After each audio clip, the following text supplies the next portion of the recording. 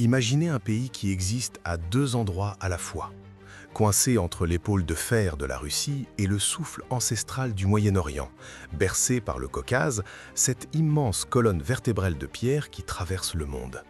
Une civilisation qui écrivait son propre alphabet pendant qu'une grande partie de l'Europe gravait encore des runes dans le bois.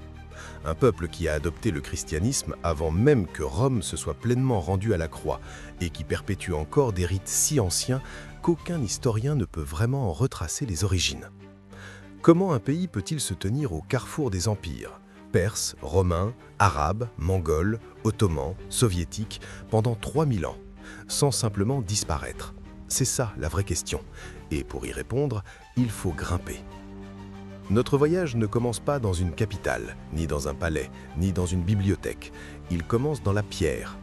Haut dans les replis du Grand Caucase, là où les sommets griffent les nuages et où l'air est si mince et si sacré qu'il semble emprunter à un autre monde, il y a des villages qui ont tout survécu, absolument tout ce que l'histoire a bien pu leur lancer à la figure. Ce ne sont pas des ruines, ce ne sont pas des musées, ce sont des communautés vivantes, respirantes, qui ont regardé des empires s'élever et s'effondrer comme des vagues contre leurs montagnes, et qui sont restés là. C'est la Géorgie, sa carte vélo dans sa propre langue, un mot qui n'a pas besoin de traduction une fois qu'on a vu ses paysages et croisé le regard de son peuple. La clé de la survie de la Géorgie n'est pas dans les armées ou les traités, mais dans l'âme de ses montagnes. Pour comprendre ce pays entre deux mondes, il faut commencer là où toutes les grandes histoires commencent, à l'extrême bord du monde connu. Avant qu'il y ait une Géorgie, il y avait le Caucase. Ne pensez pas à lui comme à une simple chaîne de montagnes, pensez-y comme à un mur, la plus grande barrière naturelle entre l'Europe et l'Asie, une forteresse construite par la terre elle-même.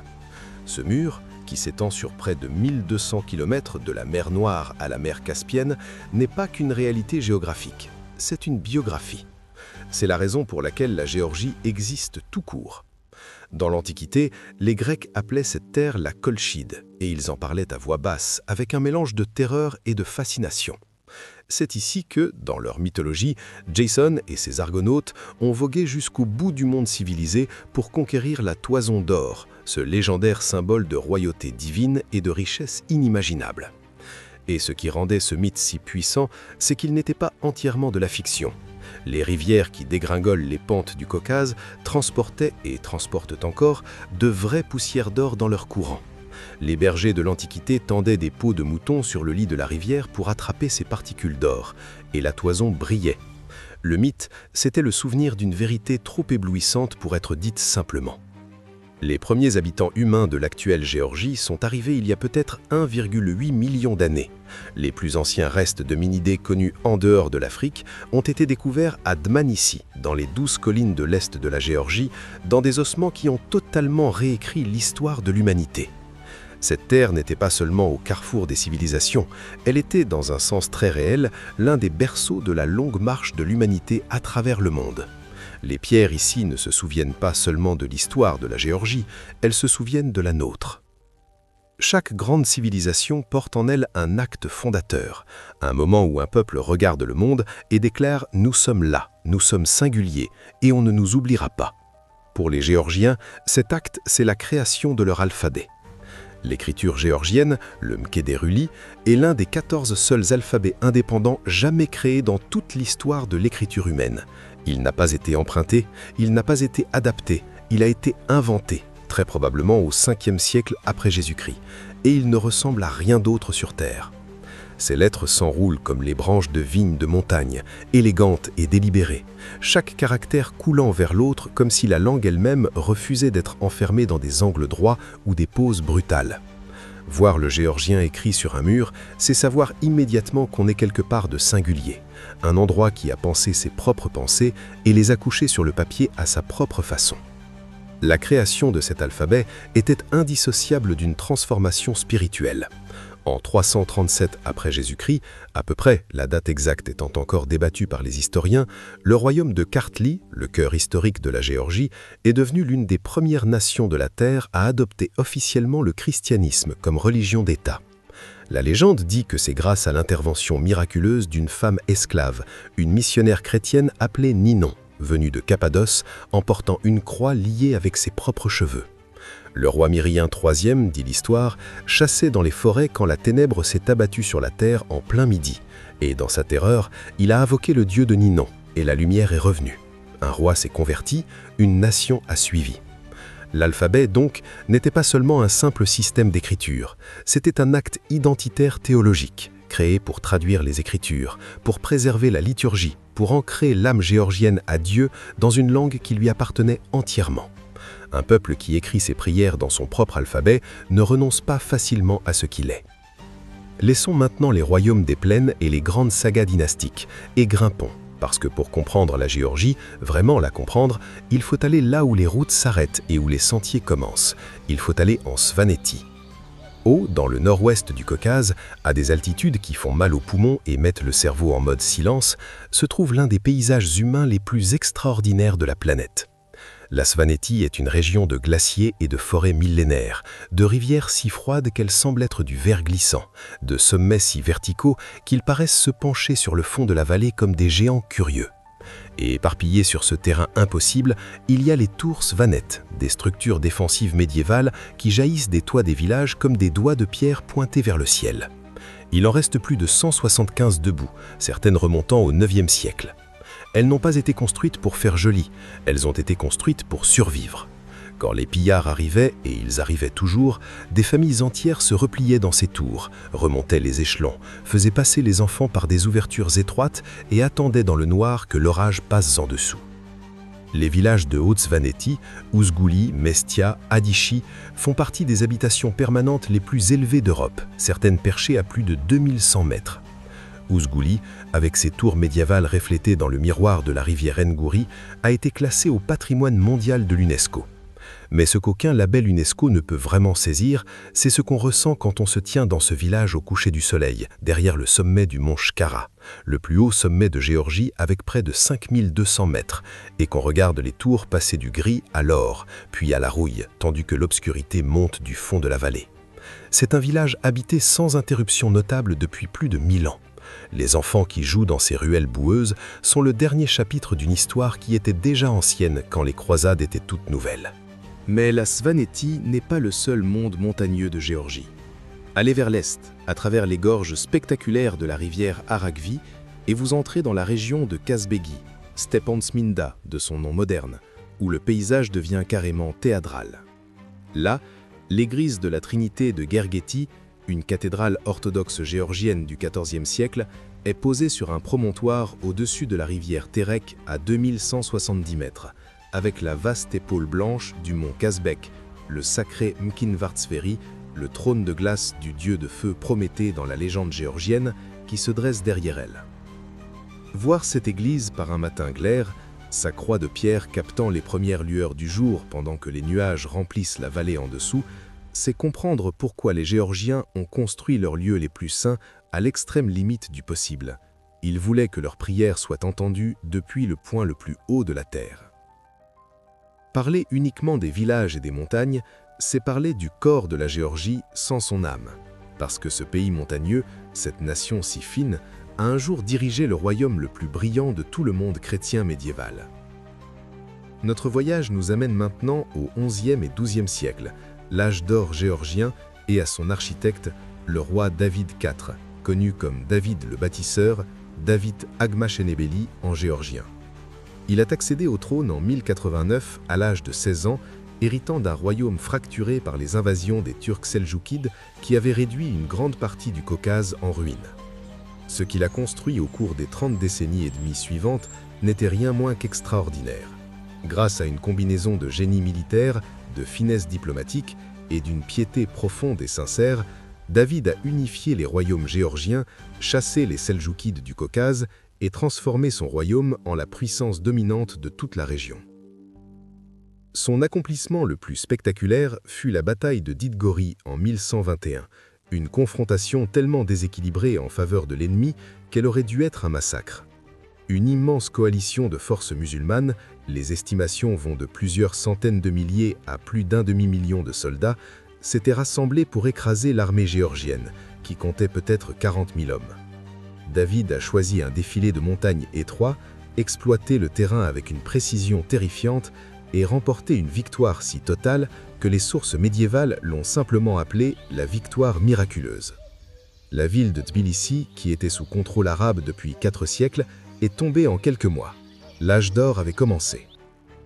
Mais c'est la petite fille de David qui allait le définir. La reine Tamar la Grande, la seule femme à avoir jamais régné seule comme monarque de Géorgie, est montée sur le trône en 1184, et sous son règne, la Géorgie a atteint son apogée absolu. Son royaume s'étendait de la côte de la mer Noire à la mer Caspienne, englobant l'Arménie moderne, l'Azerbaïdjan et de grandes parties de la Turquie et de l'Iran.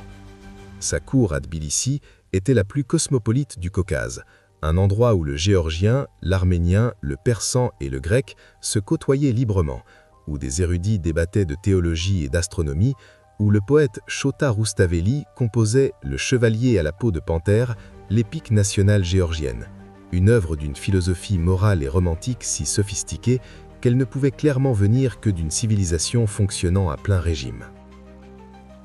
Tamar était une chrétienne dévote, mais aussi une dirigeante pragmatique, qui nommait ses commandants militaires et administrateurs au mérite, protégeait les minorités religieuses de son royaume et correspondait diplomatiquement avec les puissances d'Europe et du Moyen-Orient d'égal à égal. Elle a été canonisée comme sainte par l'Église orthodoxe géorgienne. Les pièces frappées sous son règne mortaient son effigie avec le titre de roi des rois. Elle ne gouvernait pas un coin perdu de la montagne, elle gouvernait un empire qui pliait le monde à sa volonté. Chaque âge d'or porte en lui les sèmes de sa chute. Celui de la Géorgie ne vint pas de l'intérieur, mais d'un horizon que personne n'aurait pu imaginer. Dans les années 1220, alors que le royaume géorgien était encore dans les dernières lueurs chaudes de son ère dorée, une nouvelle force a explosé de l'Est, une force qui allait remodeler tout le monde eurasiatique. Les Mongols arrivèrent en Géorgie comme un verdict de l'histoire. Les armées de Gengis Khan et de ses successeurs n'ont pas seulement défait l'armée géorgienne, ils ont détruit l'infrastructure d'une civilisation entière. Des villes qui avaient mis des siècles à venir à jour ont brûlé en un seul après-midi. Les grands monastères, ces dépôts de savoir, d'art et des manuscrits sacrés qui rendaient la culture géorgienne unique, ont été pillés, leurs librairies éparpillées aux 4 vents.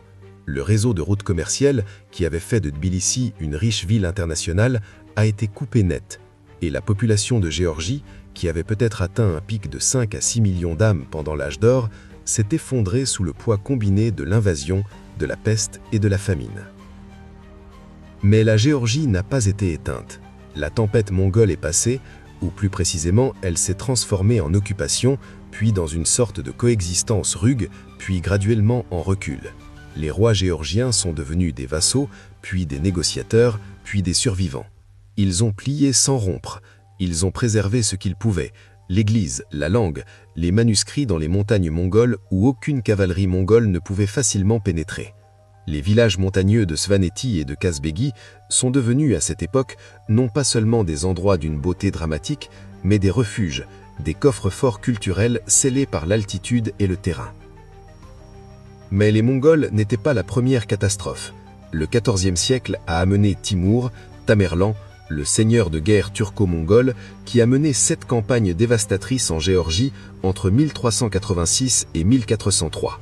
7 fois il est venu, et 7 fois les villes géorgiennes ont brûlé. Timour était systématique d'une façon que les Mongols ne l'étaient pas, il targetait spécifiquement les symboles d'identité chrétienne géorgienne, détruisant les églises, massacrant les prêtres, tentant de couper un peuple de son Dieu. Il échoua. Les églises ont été reconstruites, les prêtres ont été remplacés par d'autres prêtres, les montagnes sont restées. Puis sont venus les Ottomans de l'Ouest et les Persans safavides de l'Est, et pendant 2 siècles, la Géorgie est devenue le territoire le plus disputé du Moyen-Orient, un État bouchon étartelé entre 2 des puissances les plus puissantes du monde. Le Shah Abbas I de Perse a lancé des campagnes particulièrement brutales au début des années 1600, dépeuplant des régions entières de l'Est de Géorgie, déplaçant forcément des centaines de milliers de personnes vers l'Iran et tentant de remplacer la population géorgienne par des colons kurdes et turcs. La capitale géorgienne orientale de Tbilissi a changé de main dizaines de fois. Chaque génération grandissait en sachant qu'une nouvelle armée n'était qu'une saison plus loin. Épuisé par des siècles de guerre, le royaume de Kartli Kakheti, la dernière grande entité politique géorgienne, a pris une décision fatidique à la fin du XVIIIe siècle. En 1783, le roi Héréclée II a signé le traité de Gueorguievsk avec l'Empire russe, plaçant son royaume sous la protection russe. Il comprenait les risques.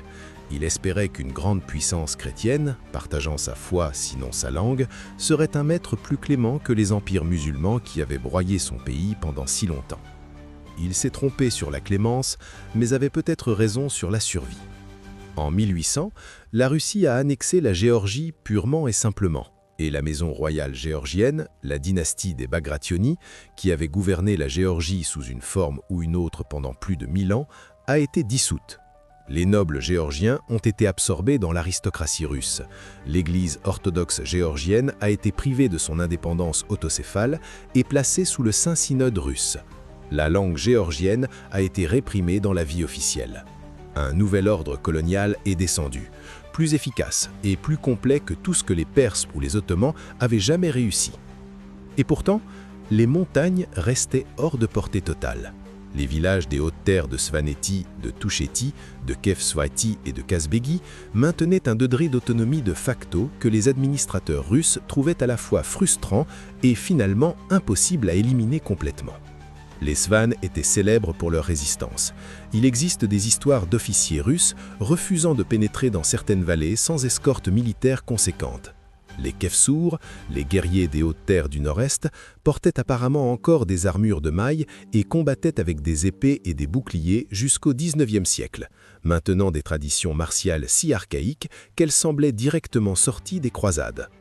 Un voyageur britannique dans les années 1880, rencontrant des guerriers Kefsours dans leur forteresse de montagne, a écrit avec un émerveillement à peine dissimulé qu'il semblait être tombé sur une Angleterre médiévale préservée dans de l'ambre vivant. C'est le paradoxe au cœur de la culture montagnarde géorgienne. L'isolement, qui semble de l'extérieur être une forme de pauvreté ou de retard, est en réalité une forme de préservation radicale. Pendant que les plaines étaient refaçonnées par des empires successifs, les hautes terres gardaient les formes les plus anciennes de chansons, de danse, d'architecture, de droit et de pratiques spirituelles géorgiennes vivantes dans une sorte de congélation culturelle. Le prix de la survie, c'était l'altitude. En février 1921, l'armée rouge a envahi la courte République démocratique de Géorgie. Ce courageux, chaotique, éphémère de 3 ans qu'était l'expérience d'indépendance géorgienne qui avait fleuri dans le sillage de la révolution russe, et l'a écrasée. La Géorgie est devenue la République socialiste soviétique de Géorgie, une partie constitutive de l'URSS. Et elle a été alors soumise au programme complet et impitoyable de la modernisation soviétique. Le projet soviétique s'est lancé dans les montagnes avec une ambition particulière. Des routes ont été dynamitées à travers des gorges qui n'avaient été praticables qu'à pied ou à cheval pendant des millénaires. Des fermes collectives ont été imposées à des communautés villageoises dont les traditions agricoles remontaient à l'âge de bronze. Des églises, ces pierres qui avaient survécu à Tamerlan, aux Mongols et aux Perses, ont été converties en entrepôts, en étables, en cinémas, ou tout simplement dynamitées comme symbole de la vieille superstition. La langue géorgienne avait le droit de survivre, mais la classe intellectuelle qui écrivait en elle a été décimée par les purges de Staline. Et Staline lui-même, qu'on ne l'oublie pas, était géorgien, né Yosef Djougashvili dans la petite ville industrielle de Gori. Un homme qui portait en lui une familiarité monstrueuse avec le pays qu'il a contribué à détruire. Les villages des hautes montagnes ont vécu la modernité soviétique comme une sorte d'effacement lent. Les jeunes étaient attirés, ou forcés, à descendre vers les nouvelles fabriques et les fermes collectives des plaines. Les vieux métiers mourraient avec les vieux hommes.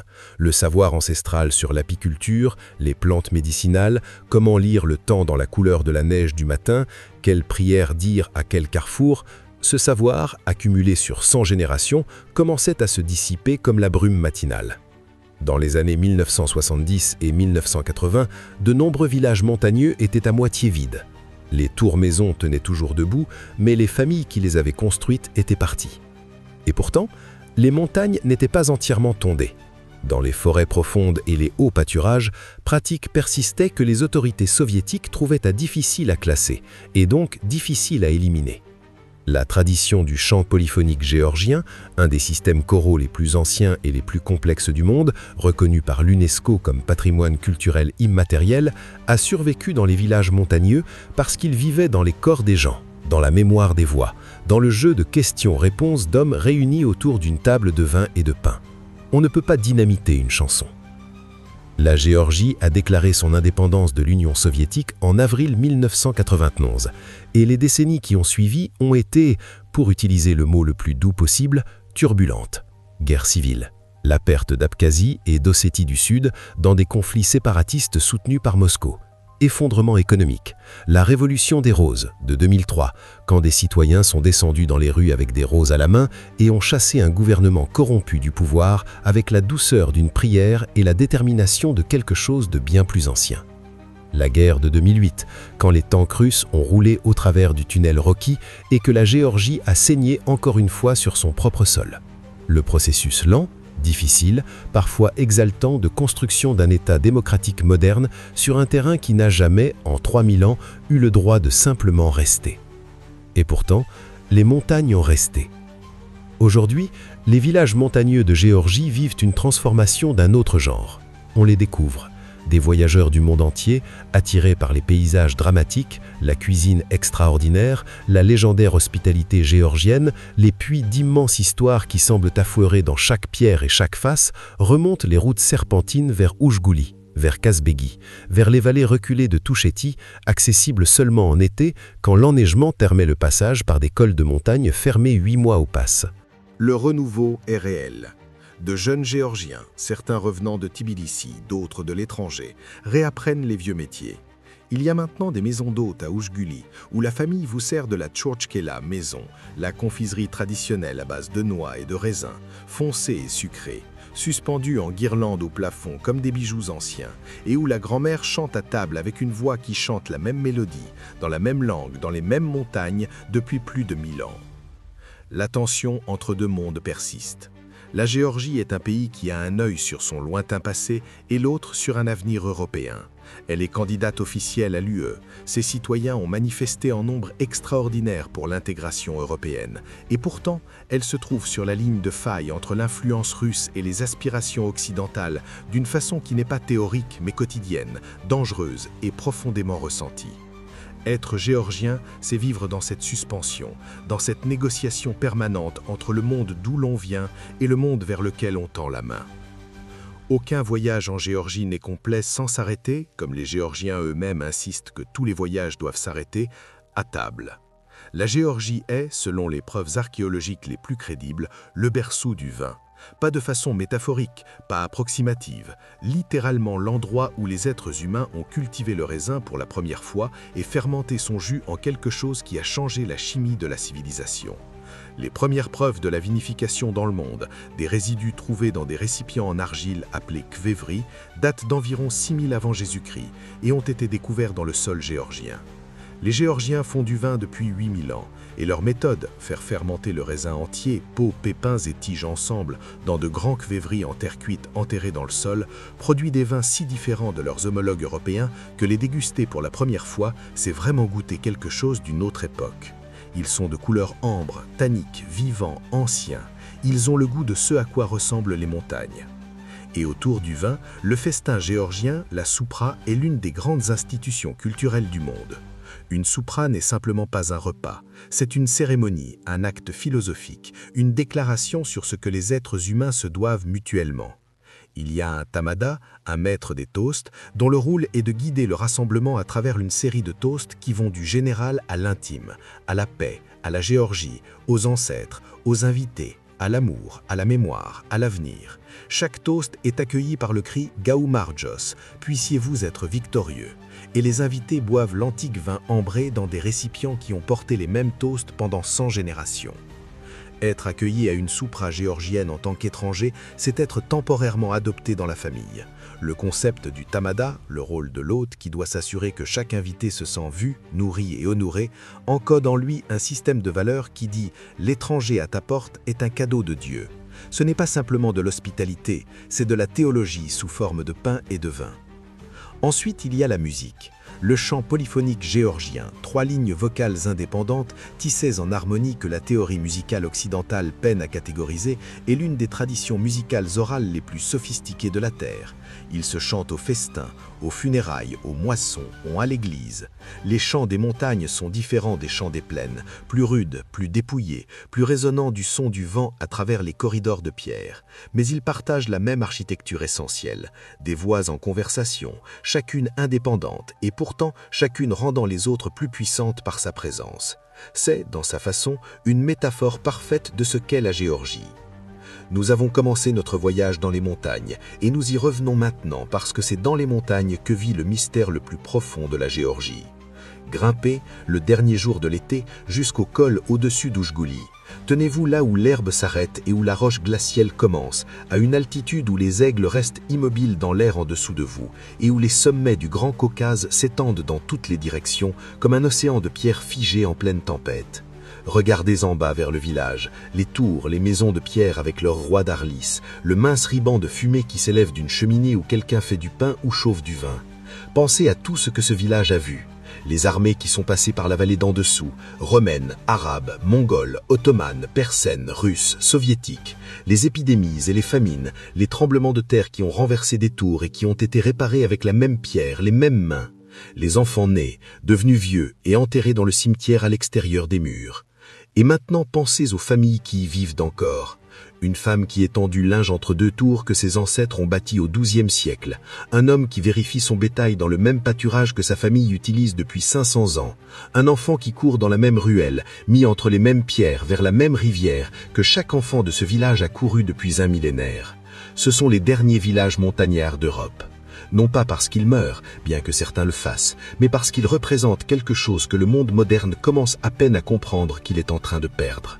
Le savoir de comment être un peuple spécifique dans un endroit spécifique, comment honorer le passé sans en être prisonnier, comment faire face à l'avenir sans abandonner ce qui vous rend irremplaçable. La Géorgie se tient entre 2 mondes, Est et Ouest, ancien et moderne, empire et indépendance, et choisit chaque jour de n'être ni l'un ni l'autre, mais irredoutablement elle-même. Les tours de Svaneti seront encore debout, quand beaucoup des institutions que nous considérons actuellement permanentes se seront effondrées. La langue géorgienne sera encore écrite dans son extraordinaire écriture, quand beaucoup de ce que nous appelons progrès aura été oublié. Les montagnes se souviennent de tout. Elles attendent encore que vous veniez les écouter. Rejoignez-nous pour notre prochain voyage, alors que nous continuons à explorer les histoires qui nous définissent.